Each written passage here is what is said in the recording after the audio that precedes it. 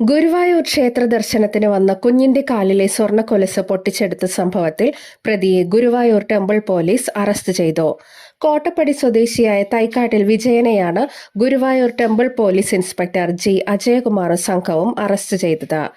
14/2/2026 ശനിയാഴ്ച ഉച്ചയ്ക്ക് 12:20 ക്ഷേത്രത്തിനകത്തെ കൊടിമരത്തിന് സമീപത്ത് വച്ചായിരുന്നു സംഭവം. ഒരുമനയൂർ സ്വദേശിയായ മങ്ങന്തറ വീട്ടിൽ ബി ഷാജിയുടെ 4 വയസ്സുള്ള മകൾ ഇഷാൻവിയുടെ ഇടതുകാലിലെ 6 ഗ്രാം തൂക്കം വരുന്ന സ്വർണ്ണക്കൊലുസാണ് പ്രതി പൊട്ടിച്ചെടുത്തത്.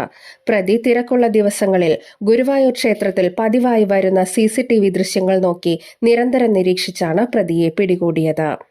പ്രതിയെ പിടികൂടിയ സംഘത്തിൽ ഇൻസ്പെക്ടറോടൊപ്പം SI Baburajan, CPO മരയ Arun D, Sajan NP, Sujeesh, പ്രിയൻ എന്നിവരും ഉണ്ടായിരുന്നു.